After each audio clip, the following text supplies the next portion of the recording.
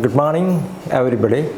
കഴിഞ്ഞ ക്ലാസ്സിൽ നാം നൗൺസും വേർബ്സും തമ്മിൽ ഉള്ള ബന്ധങ്ങളെക്കുറിച്ച് പഠിച്ചു. അല്ലെങ്കിൽ നൗൺസ് എങ്ങനെ പ്ലൂറലാക്കി മാറ്റും, വേർബ്സ് എങ്ങനെ സിംഗിളും പ്ലൂറായി മാറും, അവയിൽ എസ് ചേർക്കുമ്പോഴും അല്ലെങ്കിൽ IS ചേർക്കുമ്പോഴും VS ചേർക്കുമ്പോഴും ഉണ്ടാകുന്ന മാറ്റങ്ങളെക്കുറിച്ചൊക്കെ നമ്മൾ കഴിഞ്ഞ പ്രാവശ്യം പഠിച്ചു. അതിൻ്റെ വ്യത്യാസങ്ങൾ മനസ്സിലാക്കി. നമ്മൾ ലാസ്റ്റ് പഠിച്ചത് എപ്പോഴൊക്കെ നമ്മൾ എസ് രൂപങ്ങൾ നൗൺസിൻ്റെ കൂട്ടത്തിൽ ചേർക്കുന്നു, ഒന്നുകിൽ എസ് അല്ലെങ്കിൽ ES അല്ലെങ്കിൽ IES or VS to the noun, it will become plural, അത് പ്ലൂറലായി മാറുന്നു. But on the other hand when we add S forms, either S or ES or IS VS to the verbs, it will change in to സിംഗുലറായി മാറുകയാണ് ചെയ്യുന്നത്. ആ ഒരു പ്രധാനപ്പെട്ട വ്യത്യാസം മനസ്സിലാക്കി. ഇതിൽ ബേസ് ചെയ്തിട്ടാണ് നമ്മൾ agreement between subject and verb മിക്ക ചോദ്യങ്ങളും പരീക്ഷയ്ക്ക് ചോദിക്കുന്നത്. അപ്പോൾ അതിന് it is otherwise called concord എന്ന് പറയും. അപ്പോൾ അത് നമുക്ക് നോക്കാം ഇന്ന് എങ്ങനെയാണ്. ചില എക്സംഷൻസ് ഉണ്ട്. ഞാൻ നേരത്തെ പറഞ്ഞു ഓയിൽ അവസാനിക്കുമ്പോൾ ES ചേർക്കണം, Fൽ അവസാനിക്കുമ്പോൾ അത് VS ചേർക്കണം എന്ന് പറഞ്ഞെങ്കിലും ഇതിനൊക്കെ ചില എക്സംഷൻസ് ഉണ്ട്.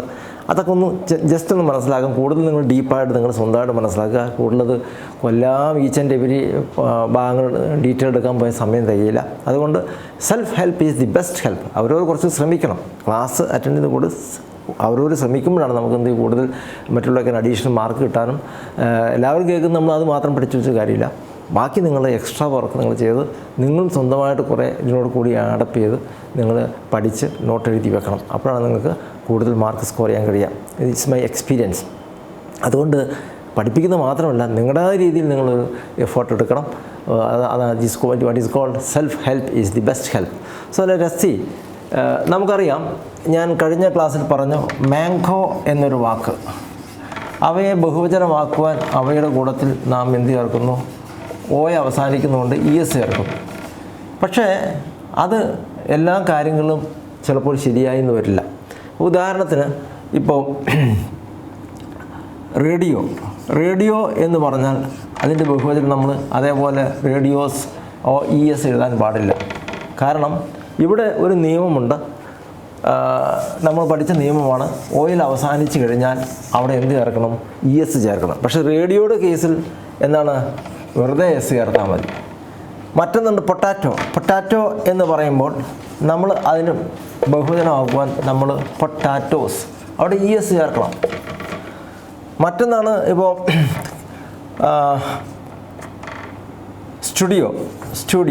സ്റ്റുഡിയോ എന്ന് പറയുമ്പോഴും നമ്മൾ STUDIOS, അവിടെ ES ചേർക്കാൻ പാടില്ല S. അപ്പോൾ ഇതെന്താ ഇങ്ങനെ, ഞാൻ പറഞ്ഞ എക്സംഷൻ്റെ പിന്നെയും എക്സംഷൻസ് വരികയാണ്.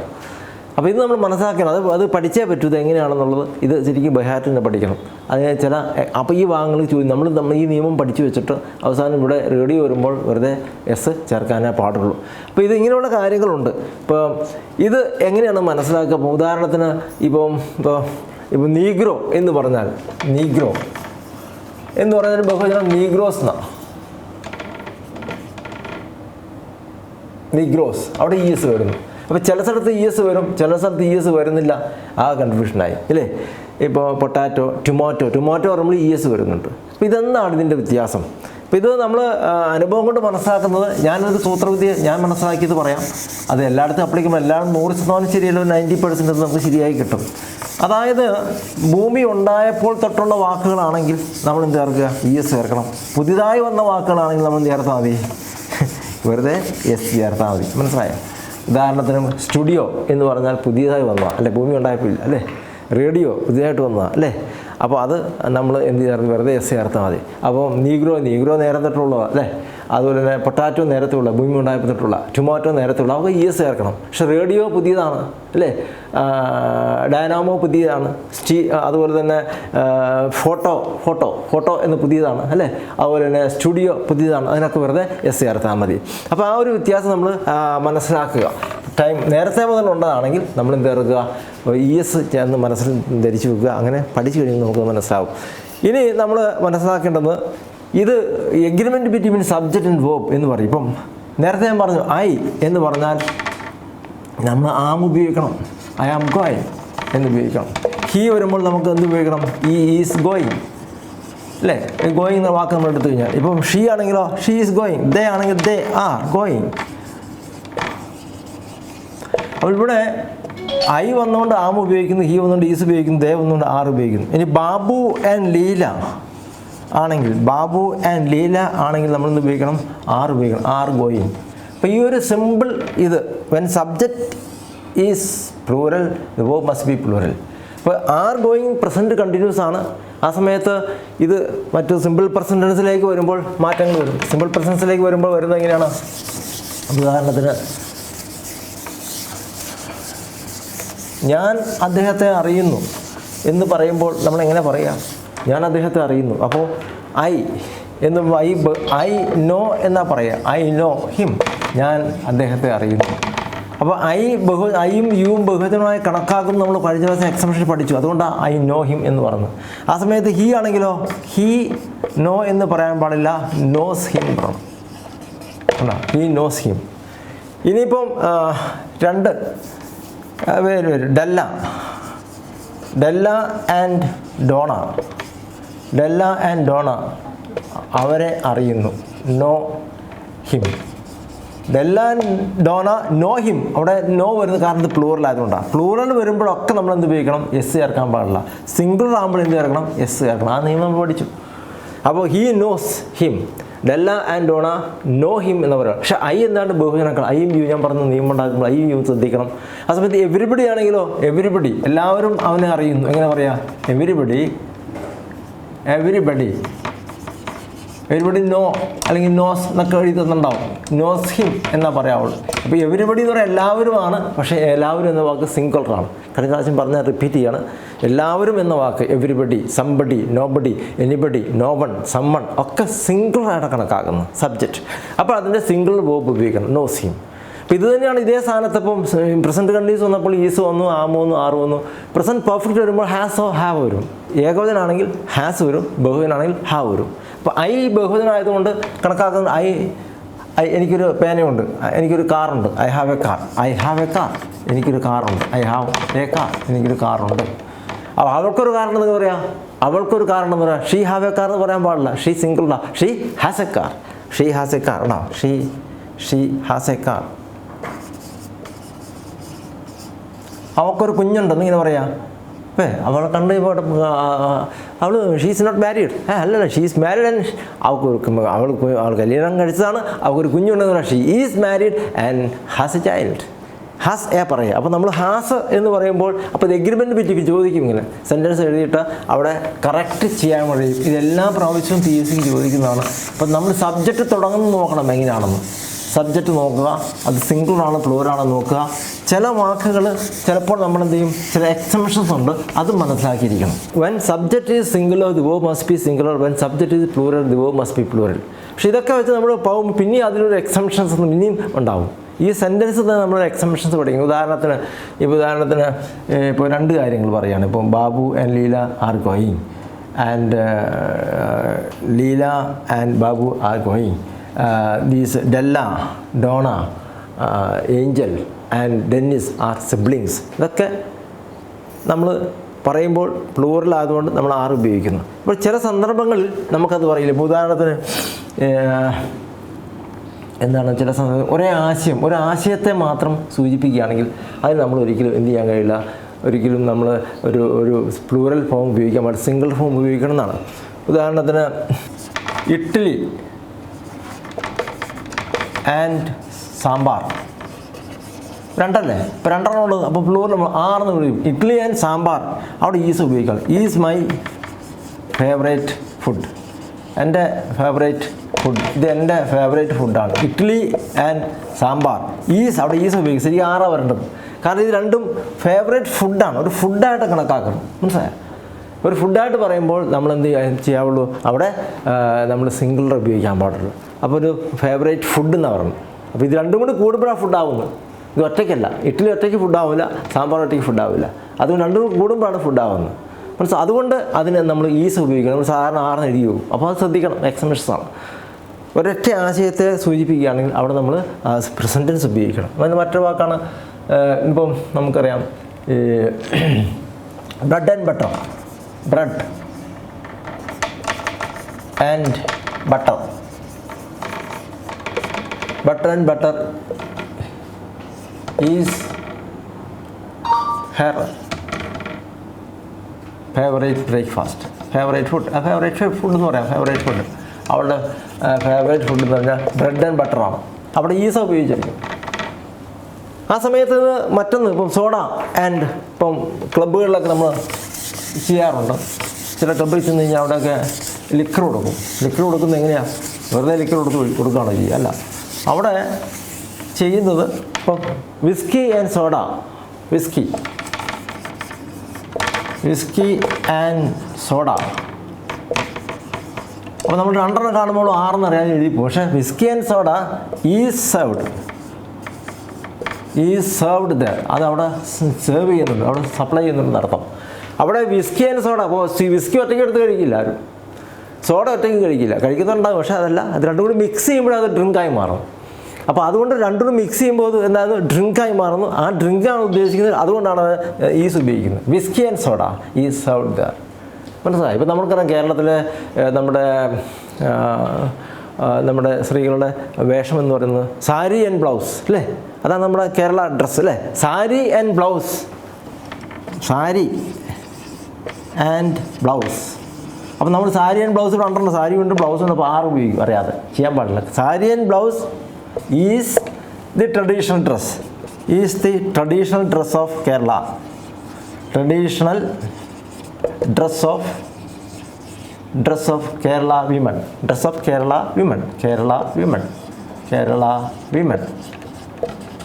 അപ്പോൾ എന്തുകൊണ്ടാണ്? ഒരു ആശയത്തെ സൂചിപ്പിക്കുന്നു.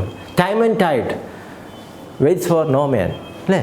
Time and tide waits for no man. ഇങ്ങനെയുള്ള കുറേ വാക്കുകൾ നമ്മൾ മനസ്സിലാക്കിയിരിക്കണം. ഒരൊറ്റ ആശയത്തെ സൂചിപ്പിക്കുകയാണെങ്കിൽ അവിടെ നമ്മൾ സബ്ജക്റ്റ് പ്ലൂറലാണെങ്കിലും സിംഗുലർ വേർബേ ഉപയോഗിക്കാൻ പാടുള്ളൂ. അതൊരു ആശയത്തെ സൂചിപ്പിക്കുന്നത് കൊണ്ടാണ്. ഇനി ചിലപ്പോൾ നമുക്കറിയാം his parent and guardian,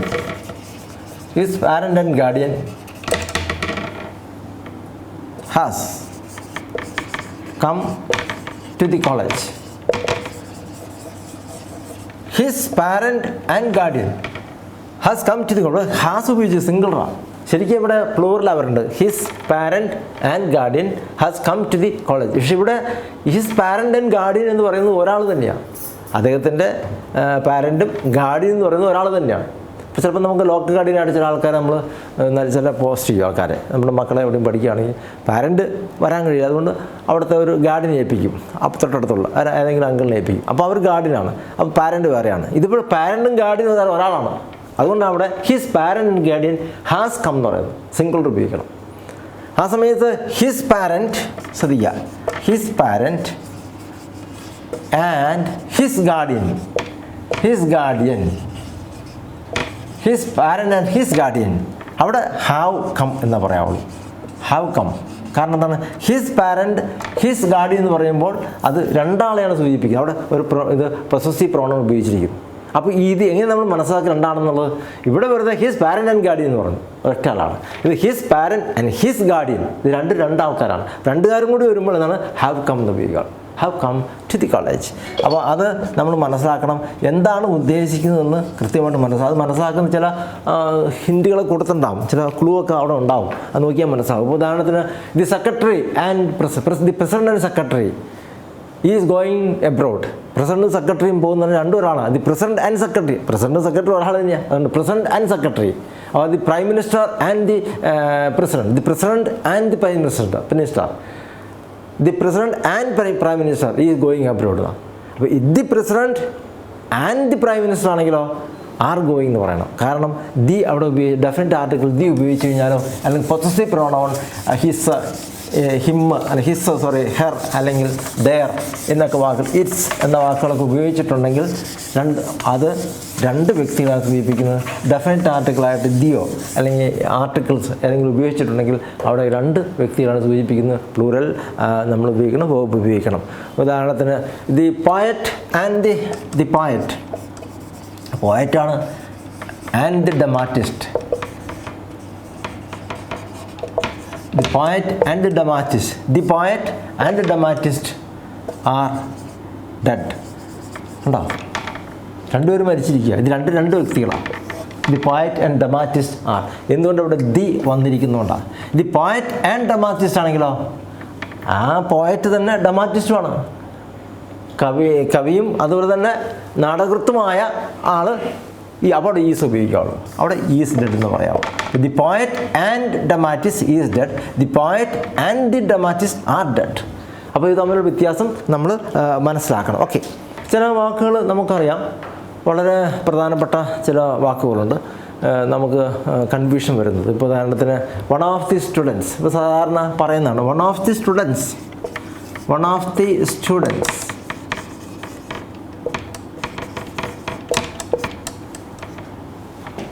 is ആണോ. വൺ ഓഫ് ദി സ്റ്റുഡൻസ് എന്നാണ് വന്നിരിക്കുന്നത്. അപ്പോൾ അവിടെ സ്റ്റുഡൻസ് കാണുമ്പോൾ അറിയാം is going to the town. One of the students is going to the town.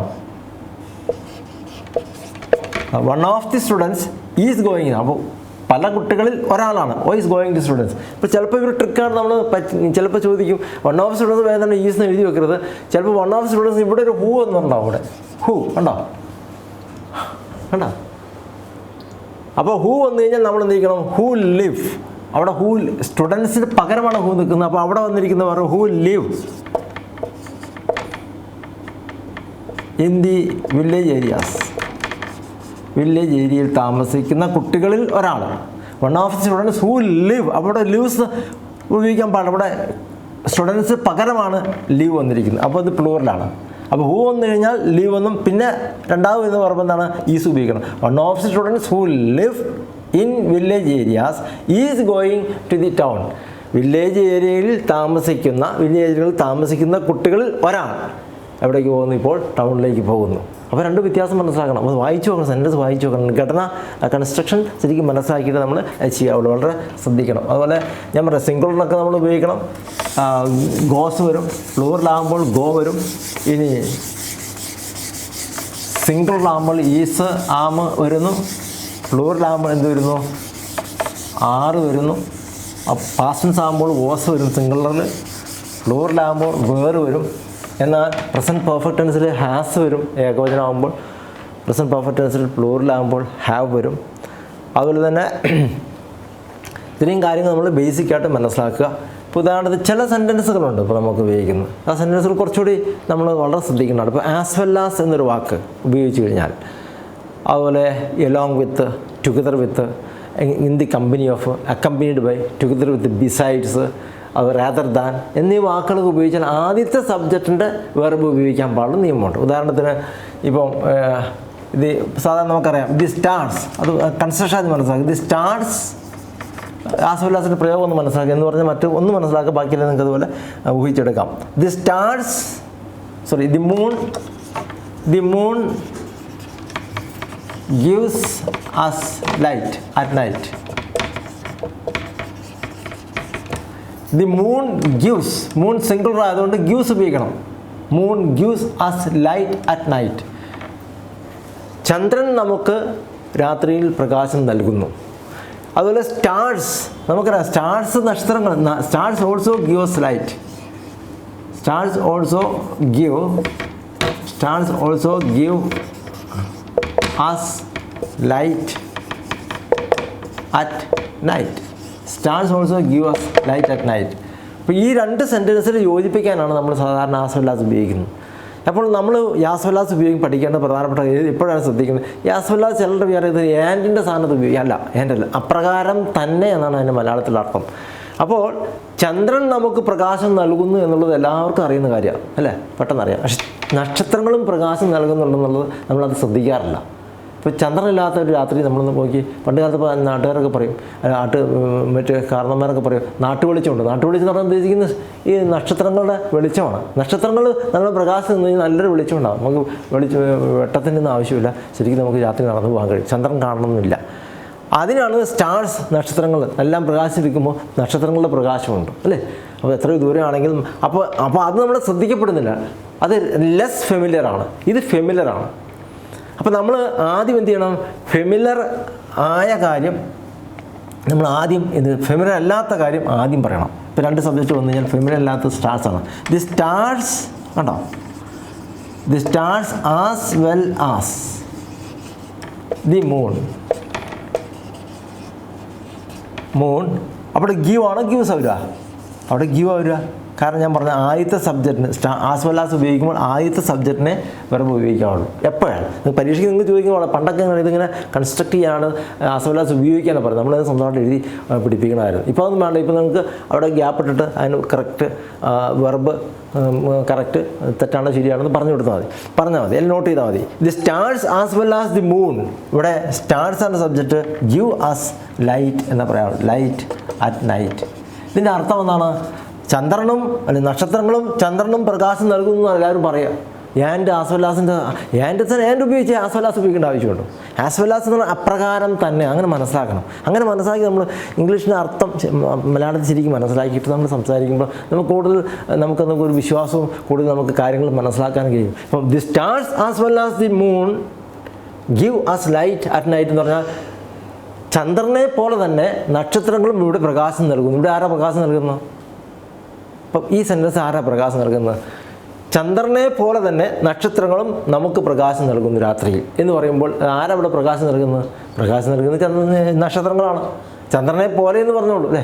അവളെ പോലെ ഇവൾ പാടുന്നു എന്ന് പാടുന്നത് അവളാണ് പാടുന്നത്. ഇപ്പോൾ ഇവളാണ് പാടുന്നത് അല്ലേ. അപ്പോൾ അവളെ പോലെ എന്നത് പറഞ്ഞതുകൊണ്ട് അവളല്ല. ഇപ്പോൾ I as well as my wife.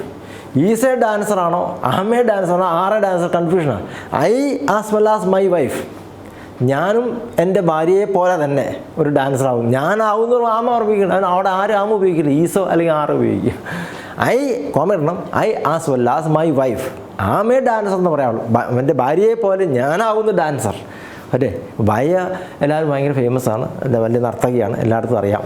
പക്ഷേ ഞാൻ ഭാര്യയിൽ നിന്നാണ് ഡാൻസൊക്കെ പഠിച്ചു. ഞാൻ ഡാൻസുകാരനായി മാറി. അപ്പോൾ പറയണം I as well as my wife am a dancer എന്നല്ല പറയേണ്ടത്. ഒരു കോമ ഇട്ടിരിക്കുന്നത് മാത്രം. ഓക്കെ. അപ്പോൾ അതുകൊണ്ട് ഇവിടെ നമ്മൾ മനസ്സിലാക്കേണ്ടത് stars as well as the moon gives light at night. ചിലർ the moon as well as the stars എന്ന് പറയും. പക്ഷെ സെൻറ്റൻസിൽ തെറ്റൊന്നുമില്ല. പക്ഷേ അർത്ഥവ്യത്യാസമുണ്ട്. അപ്പോൾ നമ്മൾ ശ്രദ്ധിക്കുക. ഉദാഹരണത്തിന് ആസ് വെൽ ആസ് കയറി എല്ലായിടത്തും കയറി ഉപയോഗിക്കും. ചിലർ കാണുന്നിടത്ത് മുഴുവൻ ആസ് വെൽ ആസ് കയറി സ്റ്റൈലായിട്ട് ഉപയോഗിക്കും. പക്ഷേ അർത്ഥം മനസ്സിലാക്കണം. ഇപ്പോൾ ഉദാഹരണത്തിന് ഇപ്പോൾ ആസ് വെൽ ആസ് ഉപയോഗിക്കുമ്പോൾ ബാബു സച്ചിനെ പോലെ കളിക്കുന്നു എന്ന് പറഞ്ഞാൽ തെറ്റില്ല അല്ലേ. സച്ചിൻ ബാബുവിനെ പോലെ കളിക്കുന്നു പറഞ്ഞാലോ അർത്ഥം വ്യത്യാസമായില്ലേ. അപ്പോൾ നമ്മൾ എന്ത് ചെയ്യും? Babu as well as Sachin.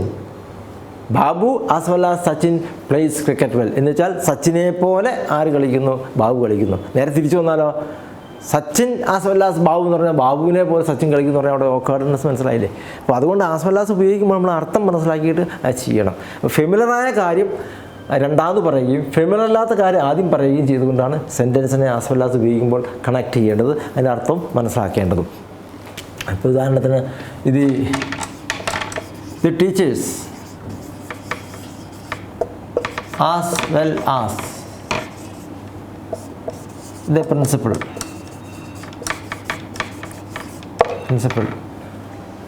attending the meeting എന്ന് പറഞ്ഞാൽ ഇവിടെ നമ്മൾ ഈസ് കൊടുത്തിട്ടുണ്ടാവും ആം കൊടുത്തിട്ടുണ്ടാവും ആർ കൊടുത്തിട്ടുണ്ടാവും. ഇതിലേതാ നമ്മൾ ഉപയോഗിക്കുക? The teachers as well as the principal is attending the meeting എന്ന് പറയും. Teachers as well as the principal teachers അപ്പോൾ അവിടെ ആർ ഉപയോഗിക്കണം. ഇനി നേരെ തിരിച്ചു വന്നിരിക്കട്ടെ. Principal as well as teachers ആണെങ്കിലോ is attending the meeting. The principal as well as the teachers is attend the meeting. Teachers as well as the principal are attend the meeting ആക്കണം. അപ്പോൾ ആദ്യത്തെ first സബ്ജക്റ്റിനാണ്. ഇപ്പം structure നോക്കുമ്പോൾ first സബ്ജക്റ്റിനാണ് as well as ഉപയോഗിക്കുമ്പോൾ importance കൊടുക്കേണ്ടത്. അതിൻ്റെ വേർബേ ഉപയോഗിക്കാൻ പാടും. അത് വളരെ ശ്രദ്ധിക്കണം. So with this I conclude today's class. ഇതിൻ്റെ ബാക്കി ഇനിയും കുറേ ഉണ്ട്. ഈ കോൺകോർഡിൻ്റെ ഒത്തിരി നിയമങ്ങളുണ്ട്. അത് അടുത്ത ക്ലാസ്സിൽ നമുക്ക് പഠിക്കാവുന്നതാണ്. എല്ലാം കൂടി ഒപ്പം പഠിച്ചു കഴിഞ്ഞാൽ you will get confused. Okay, bye. Have a nice day.